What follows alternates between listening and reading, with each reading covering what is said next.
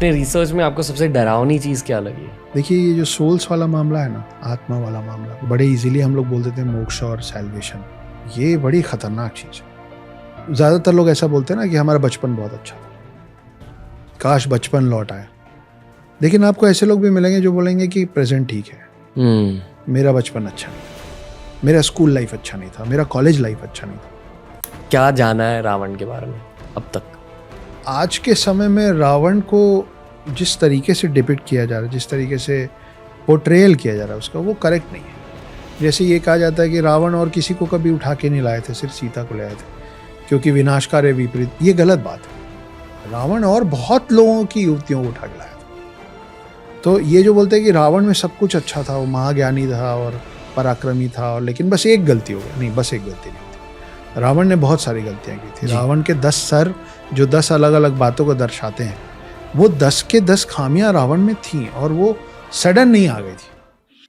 नमस्ते दोस्तों, भारत का कल्चर, भारत की फिलॉसफी और हमारे धर्म के बारे में जानकारी मेरी खुद की एक हॉबी है, जिसे मैं पूरा कर रहा हूँ इस पॉडकास्ट के थ्रू। आज के गेस्ट है अक्षत गुप्ता सर, जिनके साथ एक बढ़िया ब्लॉकबस्टर पॉडकास्ट हम बना चुके हैं। उस पॉडकास्ट का टॉपिक था अस्त्रास, असली अस्त्रास। आज का टॉपिक है ही नहीं, क्योंकि आज हम सीखेंगे ज़्यादा हमारे धर्म के बारे में। इस इंसान ने डेडिकेट की है अपनी पूरी लाइफ इन सब्जेक्ट्स को, और आज इनके कहानियों के द्वारा हम इन सब्जेक्ट्स के बारे में ज़्यादा जानेंगे। बहुत ही बढ़िया कॉन्वर्सेशन अक्षत गुप्ता सर के साथ। एंजॉय कीजिए DRS हिंदी पर।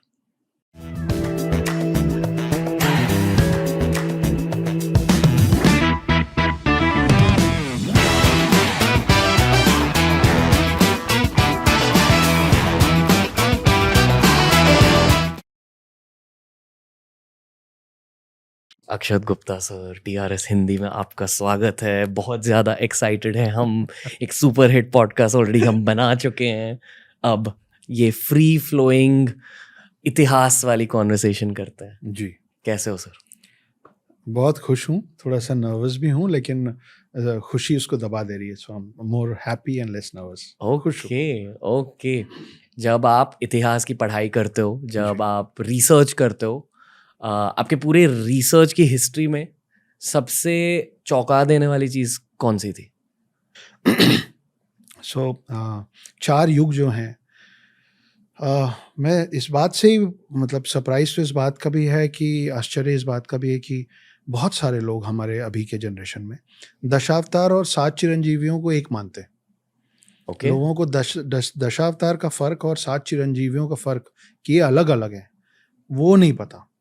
तो बात करने के समय ये मतलब मेरे लिए बहुत बेसिक चीज़ है, और मुझे लगता था कि ये बेसिक ही है मगर ऐसा है नहीं। तो फिर बात करते करते समझ में आया। फिर जैसे जैसे आप उतरते जाते हैं, मैं माइथोलॉजी शब्द का उपयोग करना कम पसंद करता हूँ। सेम। मेरा मानना ये है कि अगर आप मिथ्या मानते हैं इन सब बातों को तो माइथोलॉजी, अगर आप सत्या मानते हैं तो सत्यालॉजी हो जाएगी। तो कारण और कहानियाँ थोड़ी बहुत ऊपर नीचे हो सकती हैं, लेकिन हर कहानी के पीछे एक कारण है। तो जब जैसे जैसे आप अंदर जाएंगे आपको पता चलता है कि कितने डीपली सब चीज़ें आपस में कनेक्टेड है। परशुराम की बात करें, परशुराम की आपके पॉडकास्ट में पहले बहुत बात हो चुकी है। 4 युगों में से 3 युगों में परशुराम का जिक्र है, उनकी बातें हैं। लेकिन ये बहुत इंटरेस्टिंग पार्ट है कि कैसे जो पिनाका, उनका जो धनुष था जो शिव जी ने दिया था, वो 21 बार उन्होंने क्षत्रिय विहीन किया क्योंकि उनके पिता को मार दिया गया था, तो क्षत्रियों से नाराज हो गए थे। अब क्षत्रियों से नाराज होकर वो क्षत्रियों पे भारी क्यों पड़ रहे थे, उसके पीछे भी एक कहानी है। तो हर चीज़ का ना लॉजिकल एक्सप्लेनेशन है हमारे पास, कि उनके जो पिता थे वो तो ऋषि थे, लेकिन उनकी जो माँ थी वो क्षत्रिय थी, रेणुका नाम था उनका। जमदागिनी उनके पापा का नाम था, रेणुका उनकी मदर का नाम था। तो रेणुका जी जो थी वो क्षत्रिय परिवार से, इसीलिए वो ऋषि भी थे और वो उनमें क्षत्रिय ब्लड लाइन भी था। तो 21 बार क्षत्रिय विहीन करते करते वो भूल गए कि 21 बार हो गया। फिर उनको याद दिलाया गया, हनुमान जी उनको याद दिलाया कि महाराज प्रभु हो गया, रुकिए। अब वो जो यहाँ मोटा मोटा ये Parashuram is one of the dashavatars. Parashuram एक लौते ऐसे शख्स हैं सब में जो दशावतार के 10 लोगों में भी उनका नाम है और 7 चिरंजीवियों में भी उनका नाम है। तो वो जब शांत हुए तो शिव का दिया ये जो धनुष था जिसका नाम पिनाका था, ये उन्होंने दिया राजा जनक को, और राजा जनक थे सीता के पिता। ओके। और उसकी प्रत्यंचा जो पीछे वो डोरी लगती है उसको उतार दिया उन्होंने कहा कि जो इसकी प्रत्यंचा चढ़ा लेगा वो सही वर होगा। ये बोल के वो चले गए महेंद्र पर्वत में तपस्या करने। सालों साल बीत गए, क्योंकि त्रेता युग जो है, जो सेकंड युग है, ये भी एक कंफ्यूजन है। मुझे बड़ा आश्चर्य हुआ कि लोगों को लगता है कि सतयुग है, फिर द्वापर है, फिर त्रेता है, क्योंकि डी और टी, हाँ त्रे त्रे तीन सुन के जैसे। थर्ड लगता है। तो त्रेता युग की शुरुआत में जो पहले अवतार हैं वो परशुराम, और त्रेता युग के जो आखिरी अवतार हैं वो राम है। तो त्रेता युग जो है वो है कुछ 8,96,000 सालों का, 8,64,000 ईयर्स। तो कहाँ वो पहले अवतार हो, कहाँ, तो इनमें बहुत बड़ा गैप है। तो इतने साल बाद फिर जब वो फिर राम बड़े हुए, सीता आई धरती पे, और फिर वो प्रत्यंचा चढ़ाते समय वो धनुष टूटा। तो फिर परशुराम नाराजगी से आए राम को मारने, और लक्ष्मण तो हैं ही गुस्सैल, तो ये दोनों आपस में लड़ लिए थे। फिर उनको पैसिफाई किया गया, उनको समझाया गया कि आप भी विष्णु अवतार हैं, आप भी विष्णु अवतार, मिल के चले गए। लेकिन परशुराम की गाथाएं महाभारत काल में भी है। तो अगर भाई बोलते ना कि इमॉर्टल हैं तो बार बार आएंगे, तो फिर भीष्म पितामह, सूर्यपुत्र कर्ण और द्रोणाचार्य, इन तीनों के युद्ध गुरु जो हैं, और वो एकलव्य स्टाइल नहीं कि भाई द्रोणाचार्य की मूर्ति लगाई सीख गए, नहीं, फिजिकल प्रेजेंस के साथ इन तीनों को तैयार करने वाले फिर परशुराम। तो एक और बाद में एक अध्याय आता है जहाँ परशुराम और भीष्म पितामह का युद्ध होता है, और भीष्म पितामह जीत जाते हैं, हरा देते हैं परशुराम। तो परशुराम खुश होके, वो जो हमारी आम आजकल के बोलचाल की भाषा में बात होती है ना कि गुरु गुड़ रह गया, चेला चीनी हो गया, बिकम बेटर देन मी, तो मुझसे भी बेहतर हो गया, तो और आशीर्वाद देके फिर परशुराम लौटे। तो ये बहुत, अभी भी जो हम बात कर रहे हैं ना, बहुत ही ऊपरी सतह की बात है, पर वो भी अभी लोगों तक पहुंचना और पता होना बचा है। हमारे धर्म में वैसे न्यूमरोलॉजी की बातें होती है जी, ओके। हाँ। 9 का मतलब क्या है? चलो लेट्स स्टार्ट देयर। ओके, तो 9 तो मैथमेटिकली भी, अभी देखिए साइंस और माइथोलॉजी जो है, जैसा आमतौर पे लोग मानते हैं माइथोलॉजी वर्ड कि नहीं हुआ था भाई, लेकिन माइथोलॉजिकल सब चीज़ें ना, ज़्यादातर चीज़ें साइंटिफिक है। तो साइंस और माइथोलॉजी जो है बहुत पास पास चल रहा है। जैसे 9 जो है वो सिर्फ हमारे माइथोलॉजी में मैजिकल नंबर है ऐसा नहीं है, वो मैथमेटिक्स में भी बड़ा मैजिकल है। जैसे 9 एक बड़ा सिंपल सी बात है, 9 का पहाड़ा, 9 का टेबल सबको आता हो, 9 1 9 से लेकर 9 10 90 तक जितने अमाउंट्स आ रहे हैं ना, उन सब के जो 2 डिजिट होंगे, 9 2 से लेके और 9 10 तक, उन सब का टोटल 9 ही आता है। ऐसा किसी और डिजिट में नहीं होता है। ये तो मैथमेटिकल बात कर रहा हूँ। पहले मैं आपको एंशिएंट स्क्रिप्चर्स के 9 का जादू बताने की कोशिश करता हूँ। 9 दुर्गा, 10 दुर्गा क्यों नहीं, 8 दुर्गा क्यों नहीं है, 9 दुर्गा ही क्यों है? हमारे में 9 रस माने जाते हैं, है ना। हमारी जो पूजा होती है वो 9 ग्रहों की होती है। हमारे जो रत्न माने जाते हैं वो 9 रत्न होते हैं। आप देखिए कि अब इस पे तो किसी का वश नहीं है कि जो औरत जब पेट से होती हैं, जब वो प्रेग्नेंट होती हैं, तो बच्चा 9 महीने ही होता है, 10 महीने क्यों नहीं होता है, या 8 महीने क्यों नहीं होता। और जब वही इंसान बच्चे से बड़ा होके बूढ़ा होके मर जाता है, तो उसकी आत्मा की शांति के लिए भी हम 9 ग्रहों की पूजा करते हैं। तो आप एक तरीके से देखेंगे ना, तो हम पैदा होने से पहले, हमारे जन्म से पहले से लेकर और हमारे मृत्यु के बाद तक, हम हर चीज में 9 के फेर में ही चल रहे हैं। और मैथमेटिकली आप आएंगे तो सन का जो आउटर पेरिफेरा, अगर आप डायमीटर जोड़ने जाएंगे, तो जो टोटल माइल्स है, आप अगर अर्थ के एक पॉइंट से शुरू करते हैं और पूरा घूम के अर्थ के उसी पॉइंट पे आते हैं, तो जितने माइल्स हैं, और मून में भी सेम, तो चंद्रमा, सूर्य और पृथ्वी, इन तीनों में आप एक पॉइंट से शुरू करके डायमीटर को अगर माइल्स में काउंट करेंगे, उन तीनों का जो टोटल माइल्स का फिगर है वो अलग अलग है, लेकिन उन तीनों का अलग अलग टोटल जो है ना, वो 9 है। लाइट का जो स्पीड है पर सेकेंड, उसका टोटल 9 है। तो 9 आपके हर जगह में ना वो अपनी जगह बनाया हुआ है। 90 डिग्रीज का आप आधा कर लीजिए तो 45 डिग्रीज का भी टोटल 9 होता है, 90 डिग्रीज का भी टोटल 9 होता है, उसका डबल आप कर लीजिए 180 डिग्रीज, 360 डिग्रीज, उससे और बढ़ा लीजिए, उससे और घटा लीजिए। Triangle, pentagon, circle, cylinder, anything, square, सबका टोटल 9 है।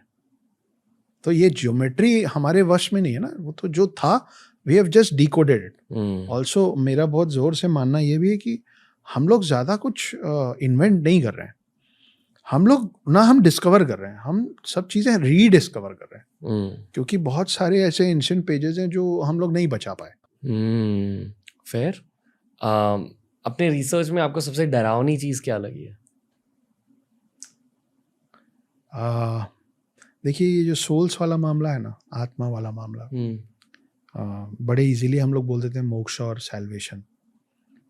ये बड़ी खतरनाक चीज़ है।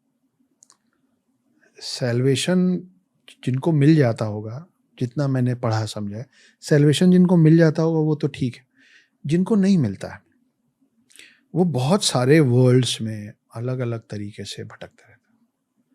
और आपके लाइफ की अपनी परेशानियाँ होंगी, मेरी लाइफ की अपनी परेशानी रही हैं। एक बहुत अच्छे बचपन के बाद अभी 2014 में सुसाइड तक जाना पड़ा है, और वहाँ से फिर अब मैं आपके साथ यहाँ बैठ के बात कर रहा हूँ। तो ज़्यादातर लोग ऐसा बोलते हैं ना कि हमारा बचपन बहुत अच्छा था, काश बचपन लौट आए। लेकिन आपको ऐसे लोग भी मिलेंगे जो बोलेंगे कि प्रेजेंट ठीक है, मेरा बचपन अच्छा नहीं था, मेरा स्कूल लाइफ अच्छा नहीं था, मेरा कॉलेज लाइफ अच्छा नहीं था, फॉर XYZ रीजन्स।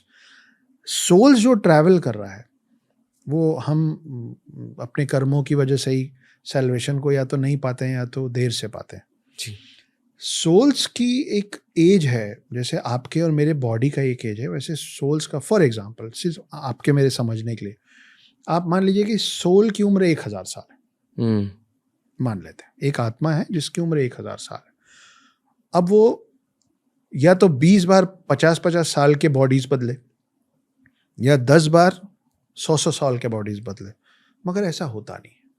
कई बार एक बच्चे में आत्मा जाती है और वो पेट में ही मर जाता है, या भ्रूण हत्या कर दी जाए, जैसे भी कोई खेलते हुए मर जाता है, कोई किसी कारण से, कोई बुजुर्ग होकर मरता है, कोई जवानी में मर जाता है।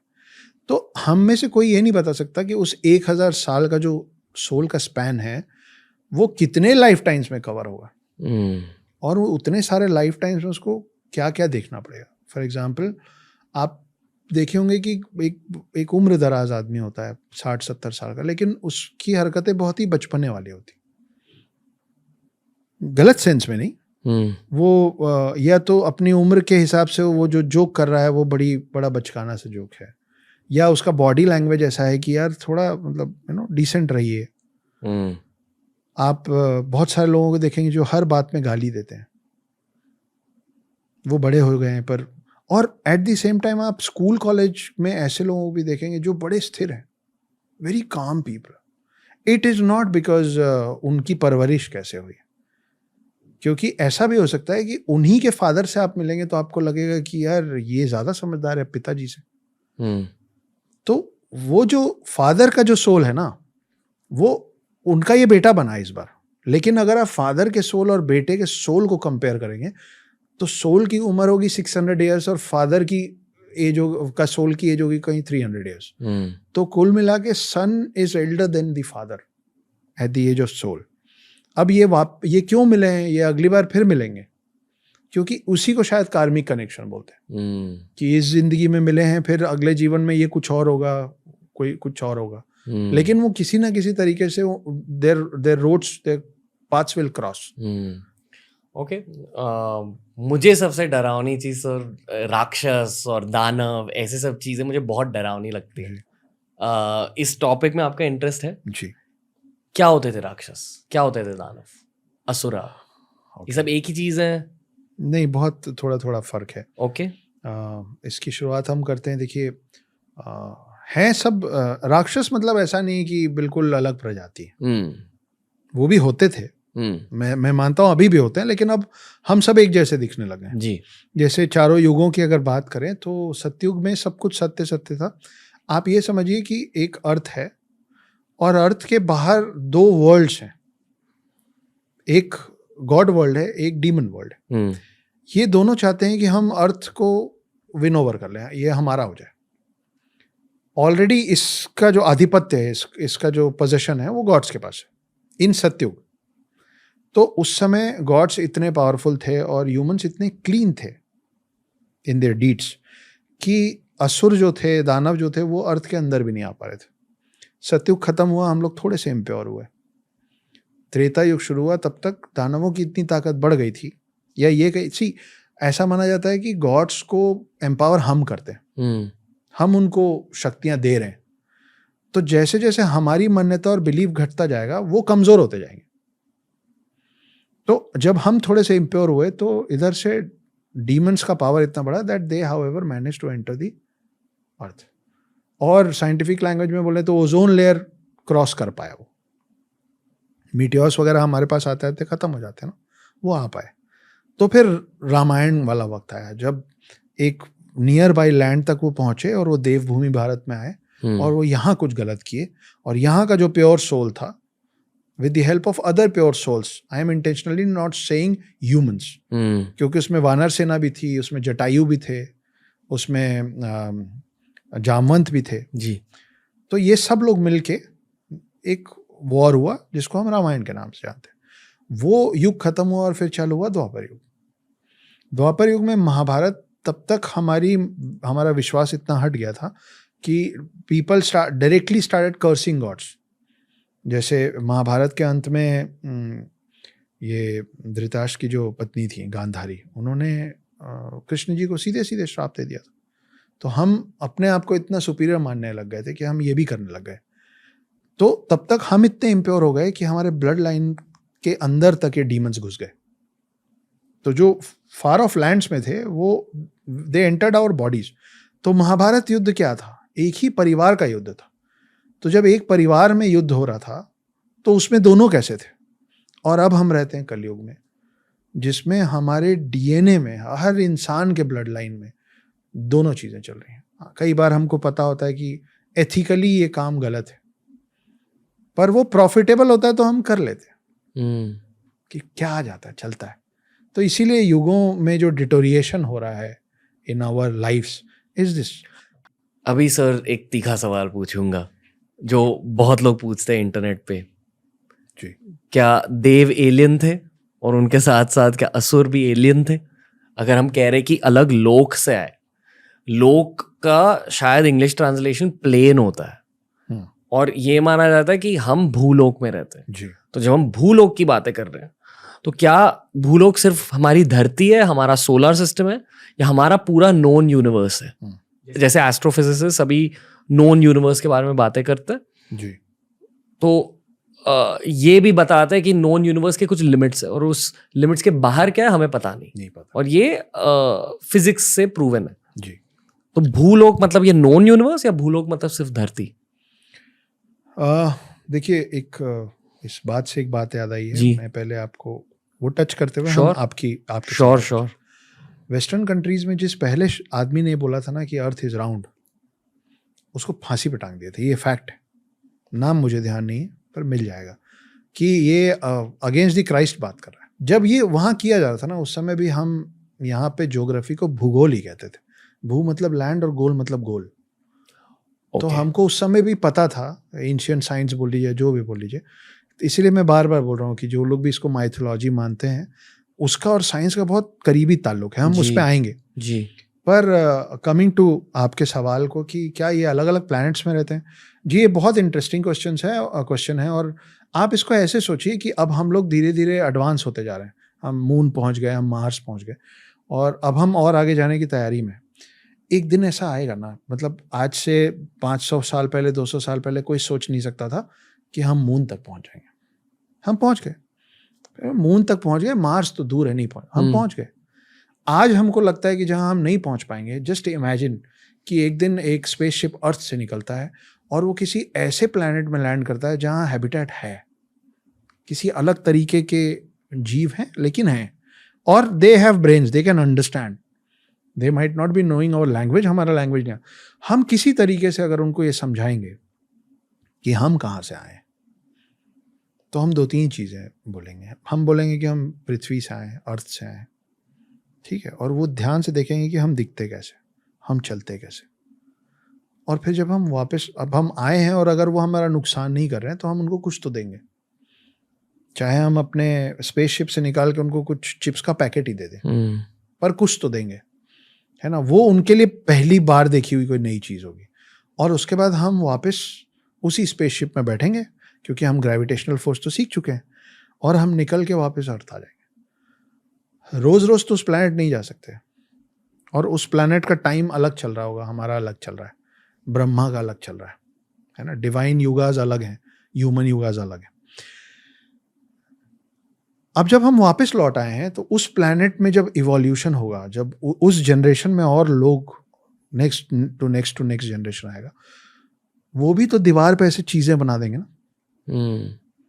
और उनके लिए भगवान कहाँ से आए थे पता है? उनके लिए भगवान अर्थ से आए थे। तो भगवान ऊपर से आए थे, भगवान पृथ्वी नाम, तो हमारे लिए स्वर्ग वर्ड जो है वो शायद उनके लिए वर्ड पृथ्वी बन जाएगा। स्वर्ग वर्ड भी सब्जेक्टिव होता है, सब्जेक्टिव होता है।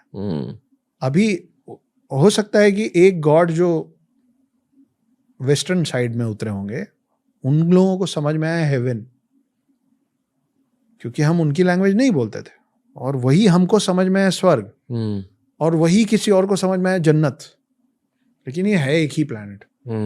तो वहीं से फिर वो बात निकलती कि ऑल गॉड्स आर वन, भगवान एक ही है।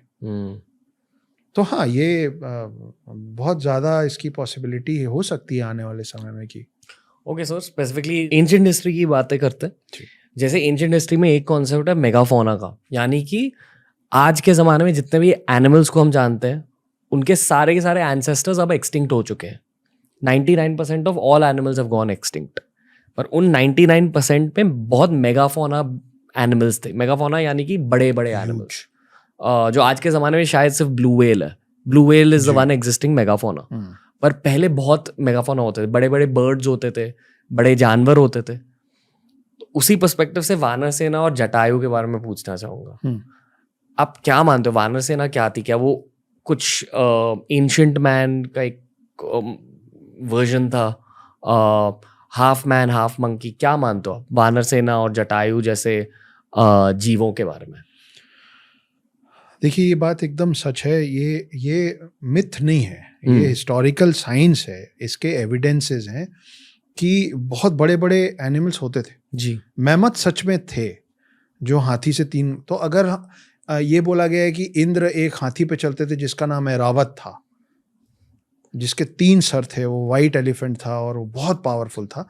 तो मैमथ उसके बहुत बाद के जो हमको प्रूफ्स मिलते हैं, क्योंकि जब आप ऐरावत की बात कर रहे हैं तो आप मैमथ से भी पहले की बात कर रहे हैं। तो हर चीज़ अब समय के साथ डिटोरिएट हो रहा है। हम लोगों की एज डिटोरिएट हो रही है, हमारी हाइट डिटोरिएट हो रही है, वो भी तो डिटोरिएट होते होते वहाँ पहुँचे होंगे जहाँ वो अब हैं। तो ये आज जो हम हाथी देखते हैं, वो हाथी शुरू से ऐसा नहीं रहा होगा, वो हाथी बड़ा रहा होगा। आज जो हम शेर देखते हैं, उसके पहले सेबर टूथ होते थे जी, और ये historically with the evidence proven है। तो अगर शेर की जगह सेबर टूथ हो सकते हैं और हाथी की जगह मैमथ और ऐरावत हो सकते हैं, तो फिर बाकी सब क्यों नहीं हो सकते हैं? इसका जवाब कोई नहीं दे पाएगा। मतलब I am talking in favour of कि हाँ थे जी, कि वानर सेना, बंदर तो आज भी नकल करते हैं। आप जो करेंगे, हमारे बचपन में कहानी है कि वो नकल करते थे। तो वो कहीं ना कहीं they are the closest to human form. तो ऐसा देखिए, हर कोई इवॉल्व हो जरूरी नहीं है।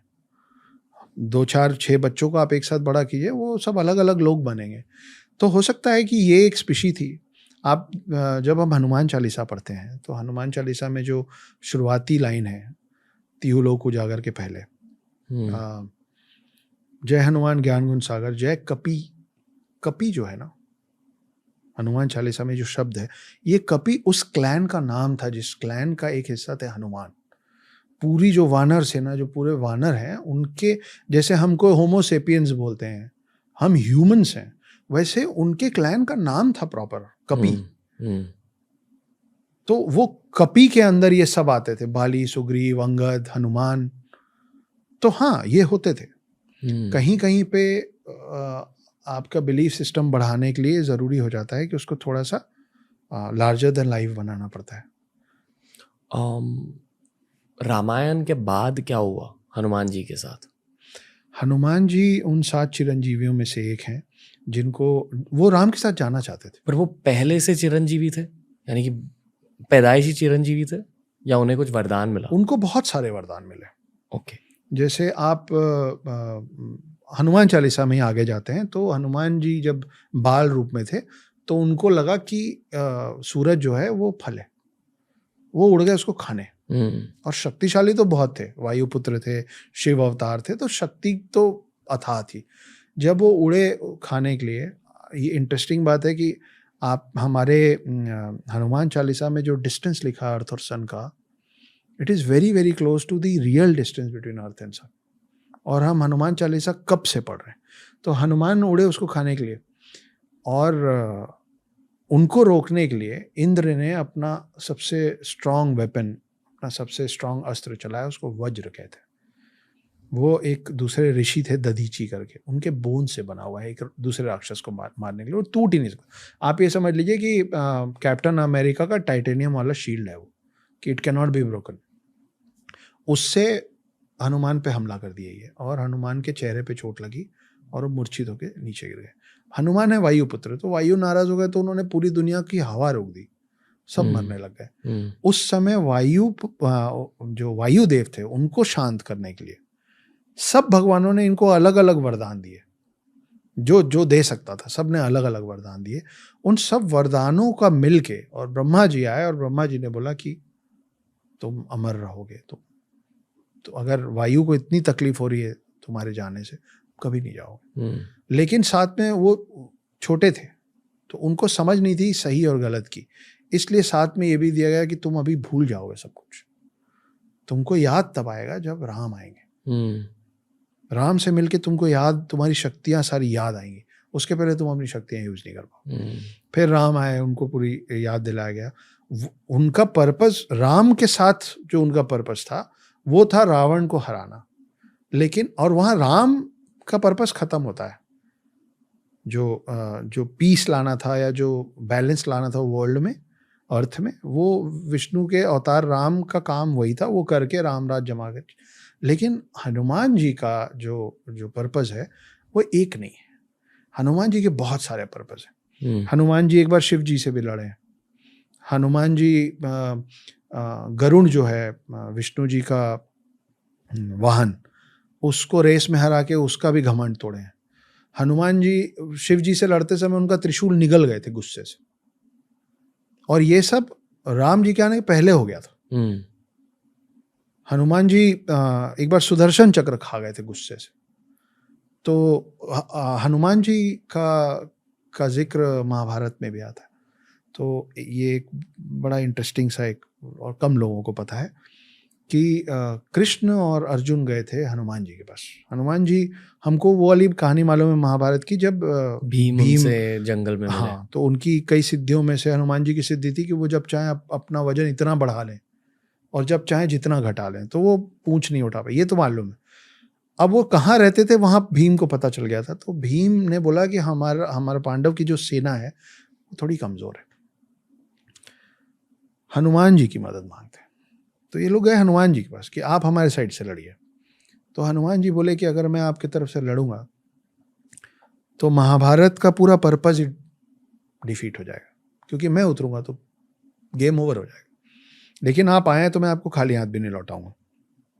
अर्जुन, मैं आपके रथ के फ्लैग पे बैठ जाता हूं एज अ सिंबल। तो आप कभी भी देखेंगे ऐसी कोई भी तस्वीर जिसमें अर्जुन है और सारथी कृष्ण है, उनमें एक फ्लैग लगा रहता है, और फ्लैग में हनुमान बने रहते हैं जो कि बैठे होते हैं, घुटने के बल बैठे रहते हैं। उसके बाद जब ये वॉर चालू हुआ तो अर्जुन एक तीर चलाते थे और कर्ण का जो रथ था वो कई फीट पीछे चला जाता था। फिर कर्ण एक तीर चलाते थे तो अर्जुन का 2-3 इंच पीछे जाता था। और कृष्ण तारीफ करते थे कर्ण की क्या तीर चलाया। अर्जुन में ईर्ष्या भावना रही है हमेशा से, कहानियों में भी। तो अर्जुन को लगता था मैं मारता हूँ 20 फीट पीछे जाता है, वो मारते हैं मैं 2 इंच पीछे हिल जाता हूँ तो ये तारीफ करना। 3-4 बार ऐसा हो गया। तो अर्जुन बिल्कुल बिफर गए और कृष्ण को बोले आप मतलब क्यों कर रहे हैं आप ऐसा, आप देखिए मैं कहाँ भेजता हूँ, वो इतना सा हिला देता आप उसकी तारीफ करते। तो कृष्ण भगवान बोले कि अरे नादान, वो जिस रथ को हिला रहा ना उसमें हनुमान बैठे हुए हैं, तेरे को मेरे को वो हनुमान को हिला दे रहा है। तो तू सोच कि अगर हनुमान नहीं होते तो कहाँ जाता तू। तो हनुमान वहां भी रहे हैं। तो और हनुमान की गाथा तो कल्कि के साथ खत्म होगी। हनुमान तो जब कली और कल्कि का युद्ध होगा तब फिर आएंगे। तो ये 7 चिरंजीवियों का पूरा जो मिशन है, जो पर्पस है, वहाँ खत्म होगा। कहा जाता है कि जब भगवान ने मानव जाति को बनाया तब सप्त ऋषि को भी बनाया ताकि जो भगवान की असली नॉलेज है वो ह्यूमंस तक पहुंचे, और सप्त ऋषि ह्यूमंस तक वो नॉलेज पहुंचाते हैं। करेक्ट। और ये चारों के चारों युगों में सप्त ऋषियों का रोल है जी। ओके। और तो, क्या? हाँ, तो पहले ब्रह्मा जी ने 4 वामन अवतार बनाए थे जी।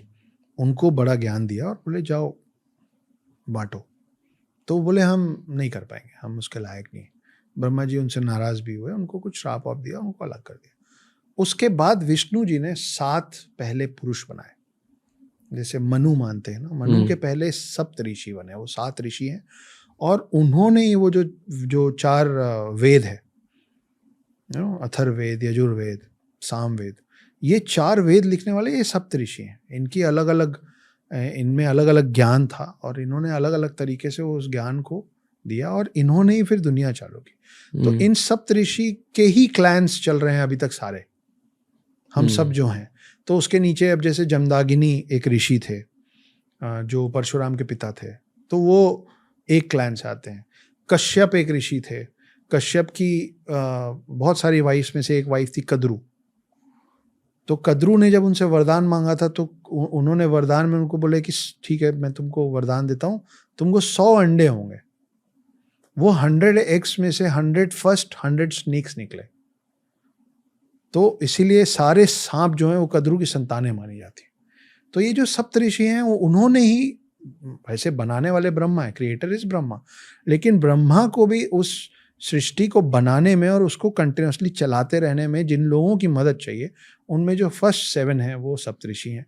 फिर कई देवियां हैं, जैसे गंगा पहले एक बार ह्यूमन अवतार में आई थी, वो हिमराज, हिमालय पर्वत के जो राजा होते थे, उनकी बेटी बन के आई थी। फिर बाद में वो वापस गई, फिर उनको भागीरथ फिर से लेके आए अब मोक्ष प्राप्ति के लिए।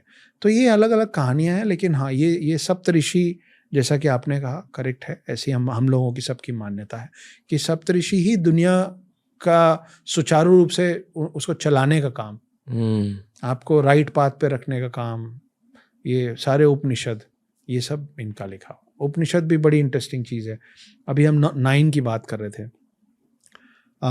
जो वो माला जपते हैं उसमें 108 बीट्स होते हैं। महाभारत जो युद्ध चला था वो 18 दिन चला था। 18 का टोटल 9 होता है, 108 बीट्स का टोटल 9 होता है। गीता में जो महाभारत में जो चैप्टर्स हैं वो 18 हैं, गीता में जो चैप्टर्स हैं वो फिर 18 हैं। गीता महाभारत अलग अलग है। उपनिषद जो हैं वो उसमें जो टोटल श्लोक लिखे हुए हैं हजारों में, उन सब का टोटल फिर 9 है। तो ये सब चीज़ें हम जो बात कर रहे हैं ना रणवीर, ये सब आपस में जुड़े हुए हैं बस। लेकिन हम लोग का जो ब्रेन जो अभी कुछ परसेंटेज काम करता है, वो अभी हमारा ब्रेन इतना इवॉल्व नहीं हुआ है कि हम इन सब चीज़ों का कनेक्शन समझ पाए। इसीलिए हम लगातार स्पेक्युलेट करते रहते हैं। हमको कभी कुछ सही लगता है, कभी कुछ सही लगता है, पर हमको सही भी इसलिए लगता है क्योंकि हमको लगवाया जाता है। वो भी हम नहीं करते, वो भी वहीं से आता है। बहुत सारे लोग ऐसे भी होते हैं जो सिर्फ ऐसी चीज़ों को मानते हैं जो साइंस से प्रूव्ड है जी। तो आज के ज़माने में जो वेस्टर्न साइंटिस्ट प्रूव करते हैं उसमें विश्वास रखते हैं। और उसी पर्सपेक्टिव से मैं आपको हमारे धर्म, हमारे संस्कृति के बारे में पूछना चाहूँगा। आज के ज़माने के साइंटिफिक पैरेलल्स क्या है हिंदू धर्म को लेके? ठीक है, एक तो हमने बात की हनुमान चालीसा की, जी, वहीं से शुरू करते हैं कि सन और अर्थ का जो डिस्टेंस है वो परभानु वाली जो 2 लाइनें हैं हमारे हनुमान चालीसा में, उसमें प्रॉपरली लिखा हुआ है, मतलब लाइट ईयर्स में डिस्टेंस हमने एक्सप्लेन किया हुआ है। बहुत कई 100 कई हजार साल बाद फिर एक दिन नासा ने बताया कि अर्थ और सन का these many light years, this is the distance. तब दुनिया को मालूम चला। We have been very bad marketers. हमने ज्ञान बहुत फैलाया, लेकिन हम क्रेडिट लेने में बहुत पीछे रह गए चीज़ों को। जैसे एक व्यक्ति थे सुश्रुत को मतलब अपने ही कास्ट से निकाल दिया गया था, क्योंकि वो गंगा में और दूसरी नदियों में जो डेड बॉडीज बहती थी, पहले युद्ध में जो मर जाते थे उनको बहा दिया जाता था, सबकी अंत्येष्टि नहीं की जाती थी। तो उनकी बॉडीज को निकाल के ये उनकी बॉडीज किसी एक बॉडी में मान लीजिए कान कट गया है और दोनों हैं तो डेड बॉडीज, दूसरे में कुछ और कट गया, तो इसका कान निकाल के उसको लगा देते थे। वो गंगा के दूसरे किनारे बैठ के ये सब करते थे, तो उनको बहुत ही अशुद्ध माना जाता था। उन्होंने ये सब करते करते जो भी सीखा वो डॉक्यूमेंट करना शुरू किया। उन्होंने डॉक्यूमेंट की 27 वॉल्यूम्स, उसको कहते हैं सुश्रुत संहिता। और ये मतलब ये सच में अभी भी एग्जिस्ट करती हैं, ऐसा नहीं कि हवाई बातें हो रही। वो सुश्रुत संहिता यहाँ से पर्शियन लैंग्वेज में कन्वर्ट हुआ और अरेबिक कंट्रीज गया, वहाँ से इंग्लिश में कन्वर्ट हुआ और यूएस यूके वेस्टर्न कंट्रीज पहुँचा, और वहाँ से it came back becoming plastic surgery to us. ये फादर ऑफ सर्जरी माने जाते हैं, फादर ऑफ सर्जरी सुश्रुत। तो हम we are the first plastic surgeons of the world. अब देखिए, अभी दिवाली पास है, आप 10 लोगों से पूछेंगे तो उसमें 9 लोग नहीं बता पाएंगे कि धनतेरस हम लोग क्यों मनाते हैं। धनतेरस धनवंतरी के नाम पे मनाया जाता है। धनवंतरी को बोला जाता है first doctor of the world. तो सागर मंथन वाली कहानी में आप जाएंगे तो अमृत कलश लेके जो व्यक्ति निकला था वो धनवंतरी थे। He was a Demi God, half man half God. उन्होंने पूरी दुनिया और हम लोगों को मेडिसिन सिखाया। तो इसीलिए अभी तक फाइट चलता रहता है कि आयुर्वेदिक अच्छा है कि एलोपैथी अच्छा है कि कौन सा। अब आप ग्रेविटेशनल फोर्स पे आ जाइए। उसके पहले प्लैनेट्स पे चलते हैं। 1600 वाले ईयर में, 1608 और समथिंग में पहला टेलीस्कोप बना, और नासा ने बताया, वेस्टर्न कंट्रीज ने बताया हमको कि सूरज है और 9 प्लैनेट्स हैं जो उसका रिवॉल्व कर रहे हैं। क्या आपको लगता है कि जिस दिन इन्होंने सूरज और 9 प्लैनेट्स बता के उसको सोलार सिस्टम बोला, उसके बाद हम लोगों ने सौरमंडल शब्द का इजाद किया? हम पहले से जानते थे। कैसे जानते थे? इसका प्रूफ ये है कि 16वीं शताब्दी के पहले से हम 9 ग्रहों की पूजा कर रहे हैं ना। 9 ग्रहों की पूजा 15वीं शताब्दी से या 14वीं शताब्दी से शुरू नहीं हुई। 668 सीई में एक व्यक्ति का देहांत हुआ, उनका नाम था ब्रह्मगुप्त। उन्होंने बहुत सारी किताबें लिखी थी उस समय। उन्होंने एक किताब में एक लाइन लिखी थी, उन्होंने लिखा था कि जैसे पानी का काम है बहना, वैसे ही धरती का काम है हर चीज को अपनी तरफ अट्रैक्ट करना। इस व्यक्ति की डेथ हुई 668 सीई में। 1150 में एक दूसरे शख्स हुए जो उनकी लिखी किताबों को नए सिरे से एलाबोरेट कर रहे थे। उनका नाम था भास्कर, भास्कर 2। उनके पिता थे, वो सेकंड थे, तो वो भास्कर 2 थे। उन्होंने जो किताबें लिखी हैं वो उस पे उन्होंने शब्द दिया है गुरुत्वाकर्षण। और ये मैं बात कर रहा हूँ 1150 की, एडी 1150 सीई। हाँ, एडी एक ही बात है, मोर और लेस एक ही बात है। आजकल एक नया कंफ्यूजन चल रहा है। और ये जो gravitational force the theory of Newton बोला जाता है, ये हुआ है अराउंड 1600 में।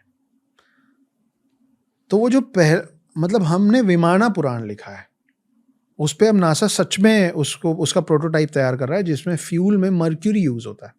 मर्क्यूरी का ये होता है कि जैसे उसको गर्म करते हैं तो वो लाइट होता जाता है। तो आप किसी चीज़ को लाइट करेंगे, बलून कैसे उड़ता है? हीलियम गर्म होता है तो लाइट होता है, तो ऊपर चला जाता है। हमको आप सोचिए ना कि कैसे कोई विमान पुराण लिखेगा, कोई ऐसा शख्स विमान पुराण लिख सकता है लॉजिकली जिसको गुरुत्वाकर्षण ग्रेविटेशनल फोर्स की समझ ना हो? इम्पॉसिबल। तो हम विमान पुराण लिख चुके थे, हम ग्रेविटेशनल फोर्स 668 में बोलने वाला वो आदमी मर गया। उस चीज को 1687 में ये Newton's theory of gravitational force को इतनी ख्याति मिली। आप 668 और 1687 जोड़ेंगे ना तो 1000 साल से भी ज्यादा होता है। तो we have been very very scientific to all the approaches. Vimanas के बारे में आपने पढ़ा? जी। ओके। यूएफओ शेप्ड विमानस भी होते थे, सर्कुलर विमानस भी होते थे। और ये जो मर्क्यूरी की बात आपने जस्ट अभी करी, ये मैंने पढ़ा है कि मर्क्यूरी पावर्ड विमानस होते थे, पर मैं ये नहीं जानता था कि अगर हम मर्क्यूरी को हीट करते हैं तो लाइटर हो जाता है। ओके, मतलब मर्क्यूरी का भी शायद एक गैशियस स्टेट होता होगा, आई एम श्योर, क्योंकि लिक्विड स्टेट में तो नहीं, वो गैशियस स्टेट में नहीं होता, वो सॉलिड स्टेट भी नहीं हो पाता। ओके, बड़ा अतरंगी, मतलब बिल्कुल गैशियस स्टेट होता ही नहीं उसका। उतना डिटेल में मुझे नहीं मालूम। कुछ तो स्मोक निकलता होगा, लेकिन वो अपना फॉर्म चेंज नहीं करता। Okay, it just gets lighter and lighter as it heats. मतलब अगर वो विमान में यूज होता होगा, it must be getting lighter then air at some temperature.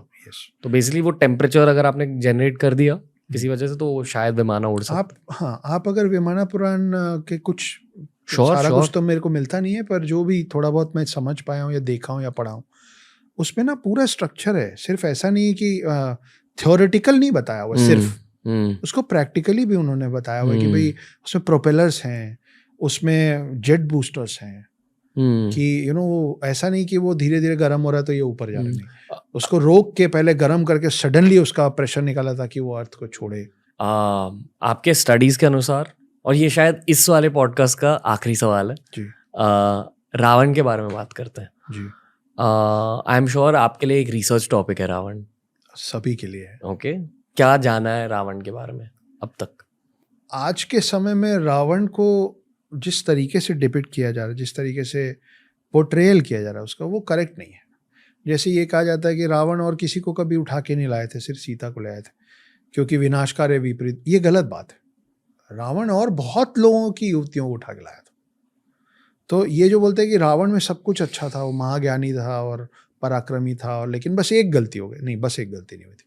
Ravan ने बहुत सारी गलतियां की थी। रावण के 10 सर जो 10 अलग अलग बातों को दर्शाते हैं, वो 10 के 10 खामियां रावण में थी, और वो सडन नहीं आ गई थी।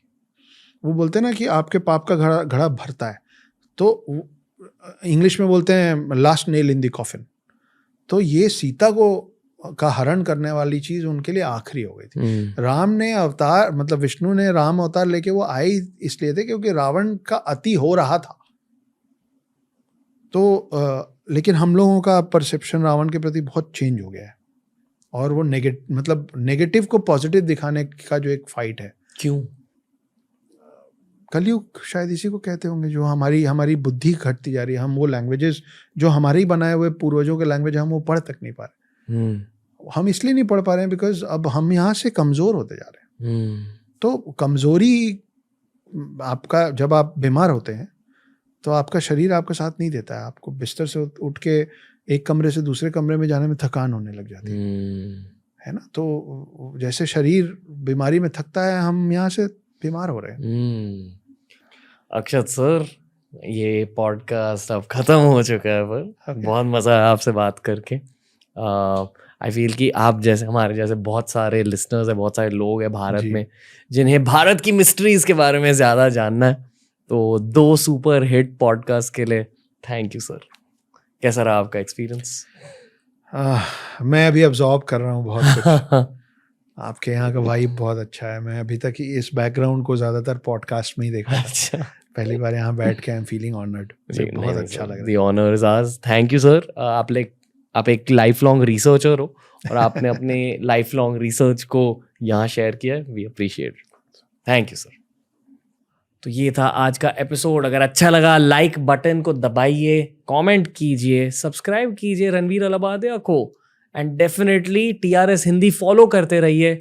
जितना ज़्यादा मैं सीख रहा हूँ, उतना ही ज़्यादा मैं आपके साथ शेयर कर पा रहा हूँ, और इसलिए आपके भाई के लिए एक चीज़ करोगे, हमें गेस्ट रिकमेंडेशंस दे दीजिए। इंस्टा पर भी फॉलो कीजिए, वहां भी कमेंट सेक्शन में बताइए, यहाँ भी यूट्यूब पर कमेंट सेक्शन में बताइए कि आपको कौन चाहिए टीआरएस हिंदी पर। बताइए। और तब तक अगले एपिसोड तक हमारे क्लिप्स चैनल को भी सब्सक्राइब कीजिए, टीआरएस हिंदी क्लिप्स। नमस्ते, थैंक यू।